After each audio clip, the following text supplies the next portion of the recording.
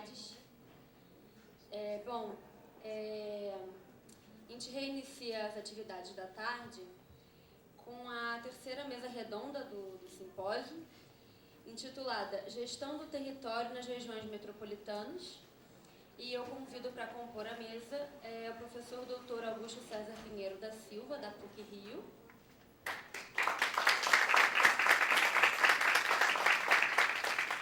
O professor Dr. Rui Manuel Missa Jacinto, da Universidade de Coimbra. E o professor Dr. João Luiz Figueiredo da Silva, da PUC-Rio.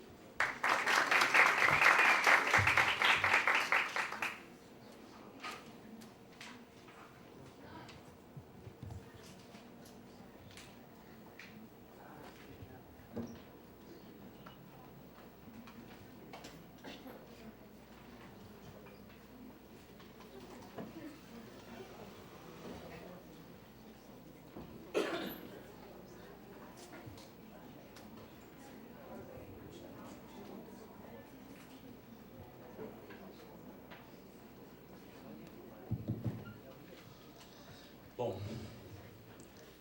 boa tarde, é um prazer retornar aqui ao CIMEGE, o segundo, né? E há um mês atrás estávamos aqui novamente no primeiro Congresso Brasileiro de Geografia Política, Geopolítica e Gestão do Território, com o GEL, qual parte de vocês também estava presente, e evidentemente que das atividades que nós desenvolvemos cotidianamente, a pesquisa é uma das mais necessárias e prazerosas dentro do ambiente universitário. Mas é claro também que a gente precisa observar o limite da produção acadêmica em um ano. Então, quer dizer, alguns convites, que eu já participei de alguns eventos também na Espanha esse ano, então a gente vai estar tentando reciclar e adaptar e somar novas questões às pesquisas na atualidade, né, no momento presente, e evidentemente eu optei por uma apresentação e fui instigado, né, pela coordenação, né, geral do evento. Obrigado, Álvaro, pelo convite de organizar essa mesa de regiões metropolitanas, até porque a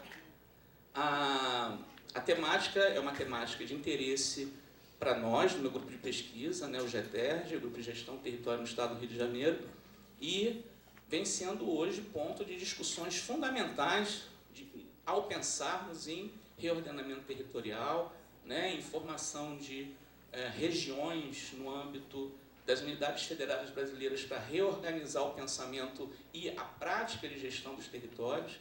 E pensar a região metropolitana nos obriga a fazer reflexões de base teórico-conceituais bastante significativas que deslanchem a produção mesmo, né? O pensar o espaço, a organizar o espaço, a territorializar esses espaços e de que maneira, né, as forças instituídas e instituintes podem, de alguma maneira, definir projetos, ações, práticas que sejam, dentro da nossa concepção, né, evidentemente, práticas e ações democráticas, acessíveis, que sejam cada vez mais destinadas à confecção de um ambiente onde as desigualdades sejam efetivamente eliminadas gradual e progressivamente. E tudo isso é no tempo, na prática efetiva política do espaço, e isso, de alguma maneira, necessita, isso é fundamental, que nós façamos a reflexão teórico-conceitual. E, pensando no que eu iria falar hoje, instigado pela temática, né, escolhi como tema da minha fala hoje, regiões metropolitanas e gestão do território, um desafio federativo e democrático. Né?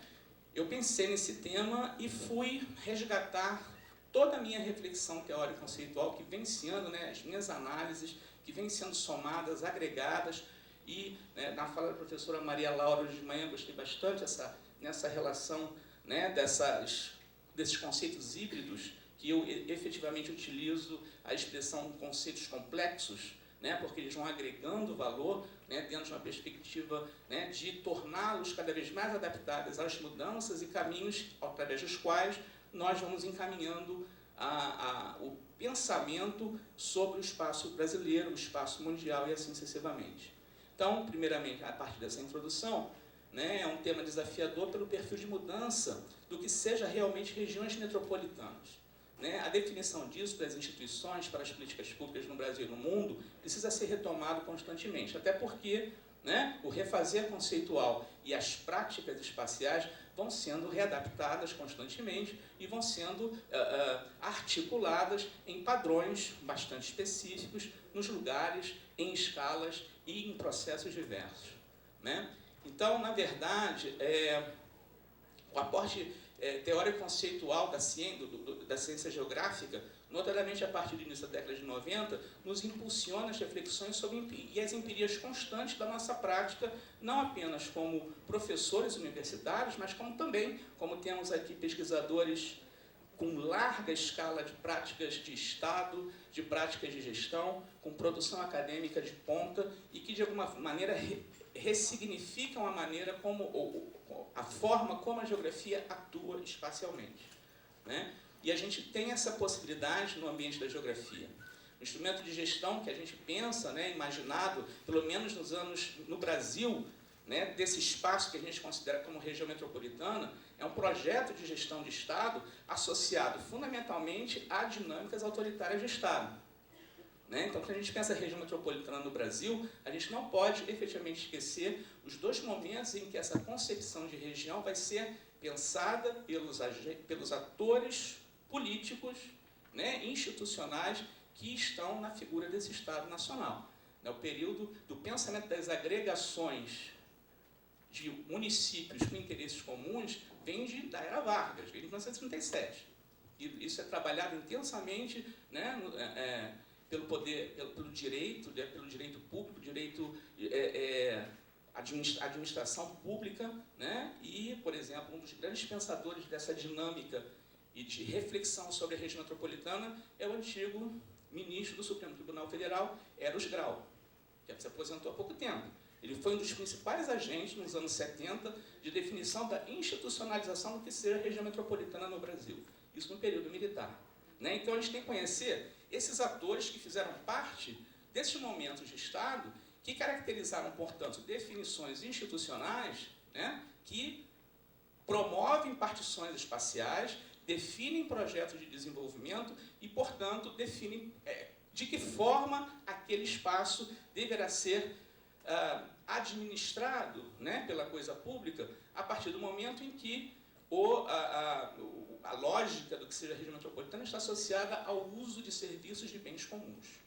E essa reflexão eu vou fazer ao longo da minha fala, a partir da minha base teórico-conceitual, né? Bom, então, essa palestra de hoje está associada fundamentalmente à pesquisa que eu venho desenvolvendo aqui na PUC, desde 2013, com bolsa da FAPERJ, né, com bolsa Jovens Cientistas do Rio de Janeiro, sobre arquiteturas regionais, as arquiteturas, melhor, territoriais no espaço do Rio de Janeiro. E como isso pode ser apropriado, desenvolvido e pensado na esfera metropolitana. Bom, então, eu vou fazer, na verdade, uma fala, né, que, de alguma maneira, voltando ao que eu falei sobre a professora Maria Laura, sobre os conceitos complexos, até porque a gente precisa quebrar um pouco a arrogância, né, e de determinados conceitos, determinadas lógicas que se cristalizam, né, em bases teóricas conceituais que, frente ao mundo de múltiplas possibilidades, a gente tem que sempre estar organizando esse pensamento e agregando e modificando a forma de pensar. E vou, por favor, partir, não dá para ver direito, é uma pena. Dá sim? Tá? Bom, então eu vou trabalhar aqui, fundamentalmente, o meu foco de concentração vai ser exatamente essa linha, o eixo central de investigação da minha pesquisa, que envolve fundamentalmente, que vai chegar até a região metropolitana, né? Eu vou focar, primeiramente, num ponto central do início da minha trajetória como pesquisador que vai chegar até a região metropolitana, no federalismo descentralizado e as democracias, e as burocracias estatais, o valor das escalas de poder. E vou partir fundamentalmente, né, que pensar o federalismo é pensar em políticas distributivistas, sobre uma lógica territorial. Portanto, não dá para pensar nesse modelo de estruturação política institucional sem que se reflita e conheça quem distribui e para quem o faz, né? Nesse sentido, pensar em federalismo e sua formação socioterritorial vai depender do conhecimento das escalas de distribuição, né, e a sua máquina burocrática. e a natureza formativa e ideológica dos agentes públicos que o fazem. Assim, a burocracia estatal e sua máquina administrativa precisam ser conhecidas. Para isso, meus interlocutores são o geógrafo Paul Claval, um excelente compêndio de geografia política chamado Espaço Poder, na tradução brasileira, de 1979, que é uma raridade, mesmo hoje nos secos. Né? Além dele, né, o sociólogo mais conhecido, né, como sociólogo, ele foi economista, jurista também, o alemão Max Weber, né, em que nos tratados Economia e Sociedade, volume 1, né, e também na Teoria e Prática da Burocracia Estatal, publicada recentemente em 2013 por Tojal e Carvalho, né, vai desenvolver um exercício para provar a natureza da classe das burocracias do Estado moderno e a sua condição de classe, que não tem uma identidade de trabalho além da sua ideologia e do seu lugar no que se concebe como de interesse público, entre aspas. E é de fundamental importância também que esse entendimento se faça, por exemplo, para que os gestores, a gente possa observar os gestores, como esses gestores usam a máquina estatal para o dever de seus interesses particulares. Nesse ponto, entender as relações entre público, privado e estatal é importante para que compreendamos também como tais exercícios dos poderes instituídos nos representam ou não. Em uma educação para a cidadania que vem através das trocas saudáveis, dos projetos de governo e a busca constante de reparações das desigualdades territoriais, esse pensar sobre as burocracias de Estado se faz extremamente importante no âmbito da minha pesquisa. Nesse conhecimento, né, busco na geografia também, na Elias de Castro, que em 2005 né, vai desenvolver as discussões sobre o poder como política, dominância, despotismo e representação, né, no livro dela, Espaço da Política, Geografia Política, perdão. Essa discussão vai reforçar a necessidade de se pensar na natureza institucional de quem define regiões, áreas, territórios, e poder-se-á seguir ou não os seus critérios de acordo com a aceitação das representatividades oficiais ou questioná-las. Né? No segundo bloco reflexivo, que vai chegar até a arquitetura territorial pensada, né, tem a temática de gestão territorial. Né? Nessa gestão territorial, eu vou com base no pensamento desde 1995, e venho somando isso, agregando isso, complexificando a maneira como vejo o federalismo através da gestão, com o pensamento da geógrafa Lia Osório Machado, né, a gente chama de Lia Osório mais familiarmente, e ela vai realmente trazer, a partir do Laboratório de Gestão do Território do LAGET, da UFRJ, o questionamento sobre o que seja o planejamento, que são técnicas, né, de ação do poder público sobre o espaço, e a gestão, que são as respostas desse planejamento e o retorno disso para a esfera do poder institucionalizado. Né? Então, eu vou utilizar o pensamento da professora Lia Osório para resgatar essa discussão de gestão como prática política, prática espacializada. E não posso deixar absolutamente de referendar, como veio presente aqui no primeiro Congel, no início do mês de outubro, né, o professor André Luiz Sangam, né, o geógrafo político de ponta, né, que desde há muito tempo vem produzindo a sua geografia política e é muito pouco ainda, e é conhecido muito pouco no Brasil, né, e conhecidíssimo no mundo inteiro. E ele vai, na sua obra, em 1981, sobre geografia política, que tem a tradução em espanhol, né, entender os efeitos geomorfológicos, climáticos, institucionais na construção da política territorial. Ou seja, ele traz a geografia para o âmbito da gestão pública. Né? Então, a condição, o espaço não é uma planície isotrópica, isso a gente já sabe, já discute, já entende, e o professor Roberto Lobato Correia, no livro Conceitos e Temas, trabalha isso muito bem, e ele já desenvolve esse tipo de prática como aquela prática institucional da geografia, observando o espaço e as suas condições, notadamente da natureza. Como trabalhar a construção de uma gestão que leve o espaço geográfico em consideração. Tá? Também nesse grupo, né, eu também gostaria de chamar a atenção, né, a instituição, né, quer dizer, como a gente pensa isso, né, como é que a gente vai abordar e vai agregar esse tipo de racionalidade. Né, pensar a região metropolitana do Brasil está associado ao chamado bem coletivo, tá? a gente precisa propor a instituição, né, a universidade também, como ser instituinte do saber, né, fazer propostas para que é bem comum. Né, o bem comum tem que ser questionado. Né, e a gente vai perceber claramente nas falas dos espanhóis aí no último grupo, já estou me pulando, até porque esse negócio de fazer papelzinho ali não dá certo para mim, não.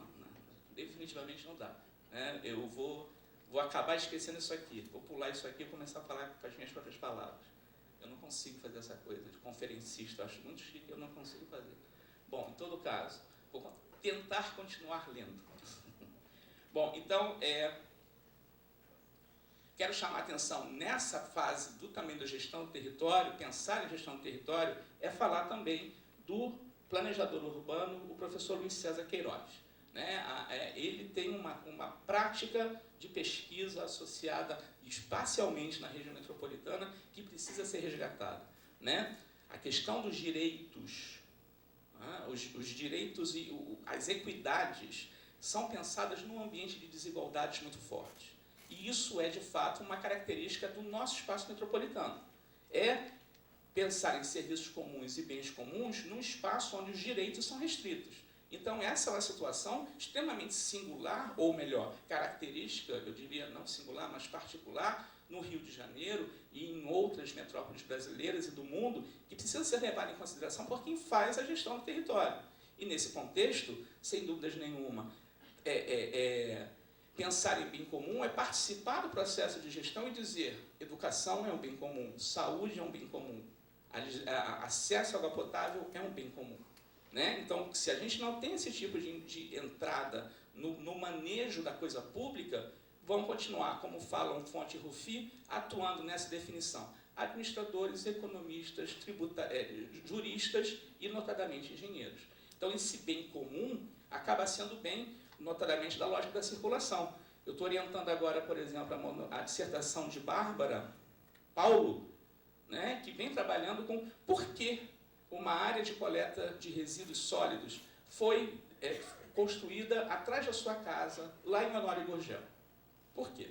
E vamos pensar observar o espaço. Então, a lógica da definição, um espaço que já tem um valor menor, exatamente porque concentra a população mais pobre, e essa é a preocupação do bem comum. O que aquele espaço precisa ter para atender essa população? É que a radialidade do lugar é muito forte, é por onde passa, linha vermelha, linha amarela, Avenida Brasil, RJ tal. Então, é um lugar fundamental para a definição de uma unidade de coleta de lixo, para facilitar a chegada. Então, o pensamento foi o pensamento da mobilidade, que foi articulado pela engenharia e do planejamento urbano, em que a dimensão social foi efetivamente esquecida. Né? Então, tem uma lógica, e essa lógica é a lógica que nós precisamos repensar constantemente na gestão do território. Que lógicas nós queremos do planejamento de regiões metropolitanas? E essa é a contribuição que nós, na geografia, podemos fazer. Agora, para isso, a gente tem que estar inserido na lógica da máquina pública. Ter ações instituintes, mesmo que não participantes, como funcionários, mas que nós tenhamos o papel de mostrar que essa lógica é uma lógica que não contribui com o bem comum, que é o sentido básico da chamada região metropolitana. Tá? Eu vou pular essa parte, que eu já me embolei toda aqui, e vou para o terceiro bloco, bem rapidamente. Eu já falei muito? Não? Bom. No terceiro bloco, né, do bloco conceitual, eu vou até a sustentabilidade. Então, eu parto do federalismo, chego à gestão do território e chego às sustentabilidades políticas, e puxo político para falar de sustentabilidade.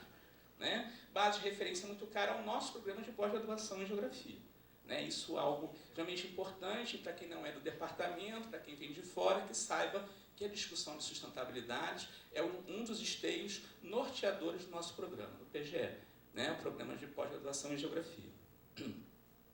Então, quer dizer, eu utilizo no trabalho a referência do filósofo Cornelius Castoriadis, em 82, na obra Instituição Imaginária da Sociedade, e esse é meu lado de utopia, né, porque eu sou muito acusado de ser pragmático, né, mecanicista, né, institucionalista. Então, eu acho que sou também, né, mas eu também tenho meu lado de sonho e de utopia, e a geografia também tem que ter esse tipo de prática. Né, e sou, né, comungo do pensamento de Castoriadis, né, sobre essa questão do pressuposto de que é na relação entre instituídos e instituintes que o poder se qualifica, né, para o bem ou para o mal, para a política ou para o despotismo. Né? Isso é uma relação extremamente importante. O referencial também de Milton Santos, um excelente artigo de 1993, O Retorno ao Território. Esse artigo é um artigo bastante referencial para mim, porque ele vai trabalhar fundamentalmente com a dimensão das horizontalidades e verticalidades no espaço. E como, de alguma forma, as horizontalidades acabam se comulgando na definição, por exemplo, de práticas de cidadania espacial. E isso, no ambiente metropolitano, precisa ser uma lógica, né, significativa para o bem comum. Pensar horizontalidade. Né? E não deixo de citar também a importante obra de Roberto Guimarães, com as suas acepções sobre sustentabilidade, que vai reforçar a reflexão espacial da ação sustentável, em escalas diversas e diferenciais, o que irá complexificar a dimensão institucional daquilo que, em grande parte, foi pensado, ou seja, as regiões metropolitanas, por grupos de burocracias pouco representativas, né, e pouco conhecedoras dos lugares. Essa dimensão do ato ou desconhecimento, por si só, levará à ineficiência da tão sonhada produtividade no uso dos serviços comuns. Isso é extremamente lógico, né? Quer dizer, os 4 tipos de profissionais que eu citei anteriormente, o administrador, o advogado, o economista, né, o jurista, né, o tributarista, eles vão pensar numa lógica de produtividade no uso dos serviços comuns, ou seja, como numa rede metropolitana, eu posso ter uma escola que possa ser acessada pelos vários alunos dos municípios do entorno. A lógica, até porque não existe, na perspectiva de rede metropolitana no Brasil, a tentativa de se criar uma escala de jurisdição ou de ação institucional entre o município e o Estado. Deve haver, sim, um projeto de ação da União, no sentido de definir lógicas de alocação de serviços essenciais que possam ser acessados pelos componentes daquela região metropolitana. Né? E isso é algo que precisa ser reforçado constantemente na discussão de região metropolitana. Finalmente, a socióloga holandesa, né, Saskia Sassen, que eu gosto de chamar, até porque ela é muito irônica e eu gosto das entrevistas que ela dá, porque ela reforça a necessidade de sustentabilidade das decisões a partir das responsabilidades dos lugares.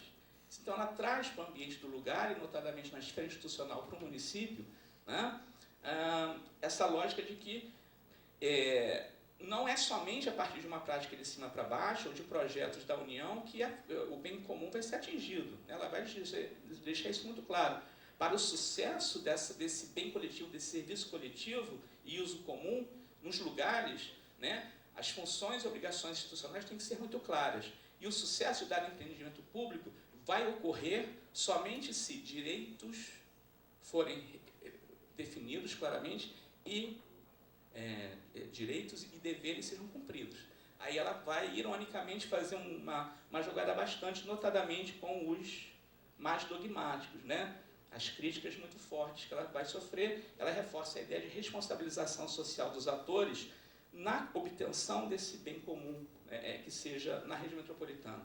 Né? E ela vai escrever uma resenha muito boa em 2010 chamada Somos Todos Suspeitos, né? Responsabilizando todos nós, né, a partir das nossas práticas cotidianas. A sustentabilidade somente com direitos não funciona. Há de se pensar em deveres. Isso é prática cidadã no sucesso das coletividades. Né? Finalmente, na verdade, o quarto, eu já estou finalizando, não vou me estender muito mais. No quarto, né, o eixo de reflexão, e olhem que são os autores que me complexificaram, né, na dimensão conceitual. Né? Portanto, é a agregação de capital cultural, né, pensando em Bourdieu, para contribuir com o debate acadêmico, né, até chegar às regiões metropolitanas. Eu tenho que resgatar aqui o papel da cientista política Celina Souza, né, em 2005, no seu artigo Desenho Constitucional, Instituições Federativas e Relações Intergovernamentais, no Brasil pós-1988, que nos dá uma luz sobre a problemática essencial, uma problemática essencial. A confecção, eu uso muito uma relação de confecção do bolo. Né?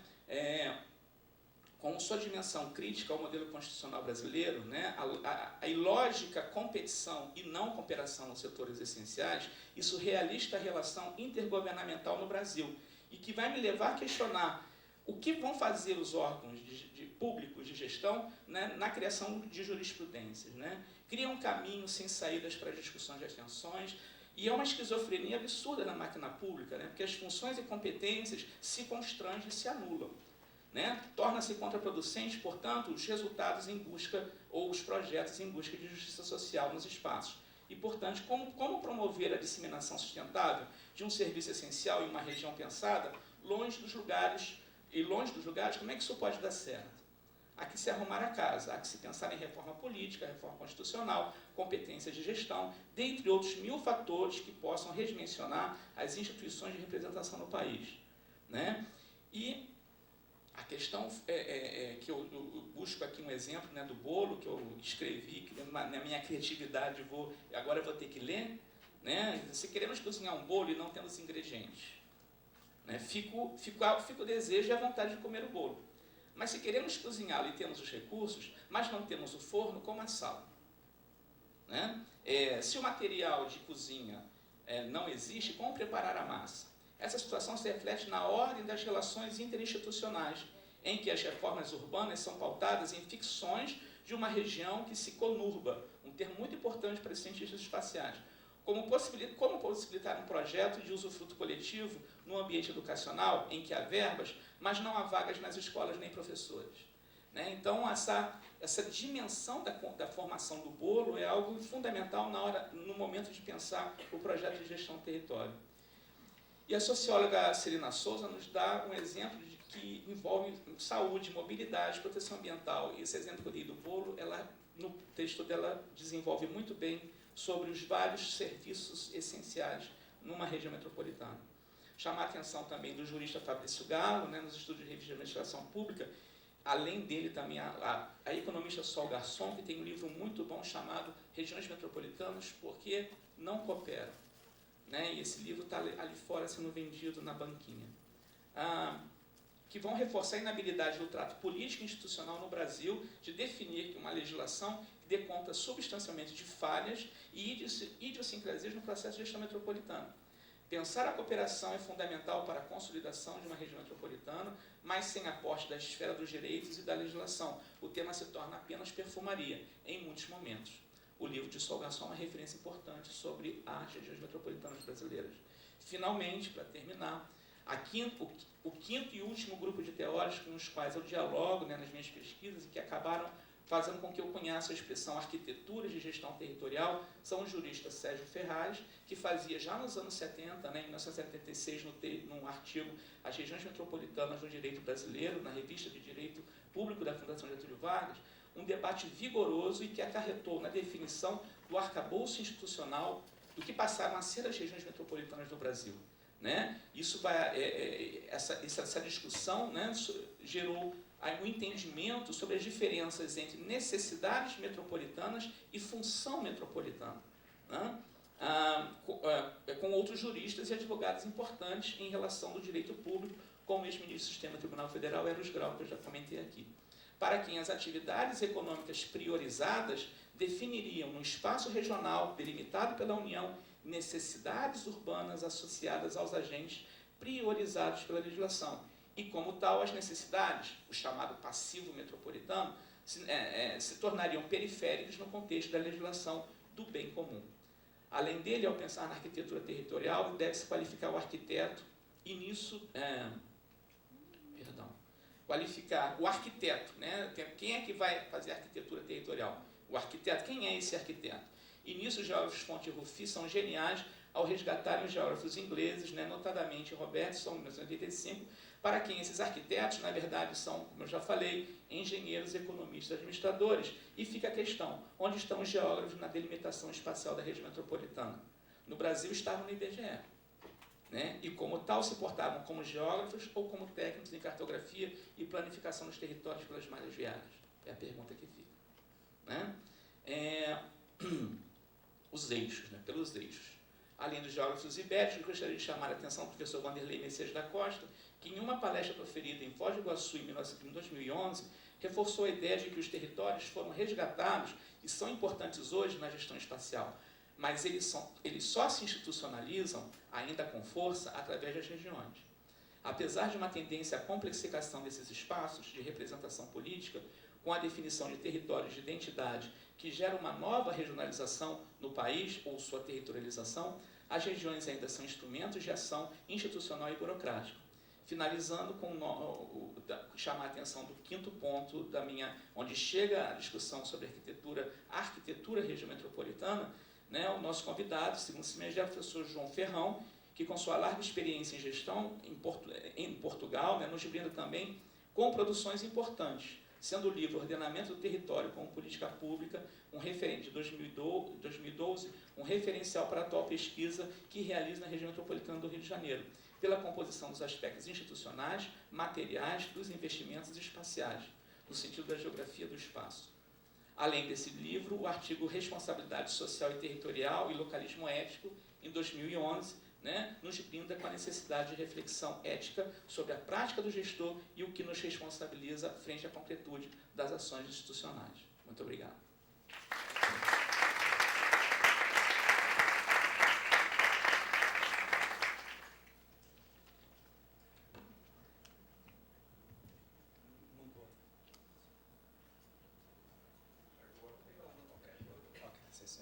Bom, muito boa tarde.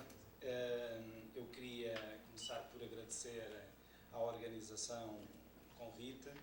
Eu queria, digamos, ter aqui uma palavra para com os colegas o professor Álvaro, o professor Regina e o professor Augusto, de uma forma muito atenciosa convidar-me para estar aqui presente e, digamos, queria não só o agradecimento, mas também a oportunidade que me dão para estar e participar neste evento, que para além de estar muito bem organizado, digamos, é bastante rico e bastante qualificante, porque para mim me permite aprender e tomar contacto com realidades que são um pouco diferentes das nossas, não é? A opção que fiz para a comunicação que vou apresentar tem a ver um pouco com as minhas origens.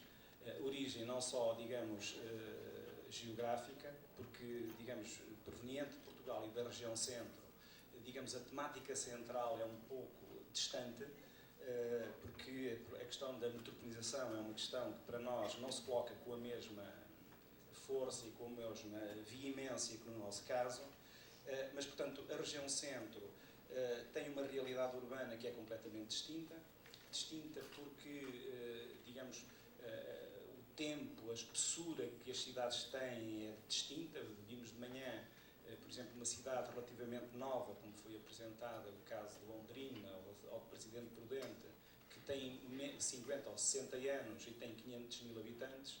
Por exemplo, eu vou falar daqui por um bocadinho de uma cidade que tem 8 séculos e que tem apenas 26 mil habitantes, não é? Portanto, isto faz toda a diferença. Portanto, ou seja, é não só esta questão do tempo, mas também a questão da dimensão. Nós estamos a falar com uma realidade e com uma densidade que é distinta, mas ouvindo a intervenção anterior, também para dizer que a nossa realidade organizativa e administrativa é completamente diversa. Por exemplo, falava-se aqui do processo de gestão metropolitana. Nós, por exemplo, não temos, digamos, formalmente instituído, por exemplo, regiões em Portugal, embora eu falar muito e esteja a falar da região centro, mas, digamos, é um debate que tem sido frequentemente reaberto em Portugal, mas um debate que foi inconclusivo do ponto de vista de instituir esse nível intermédio entre o local e o nacional, por exemplo, ao contrário, por exemplo, do que acontece também em Espanha. Portanto, isto é um pouco para dar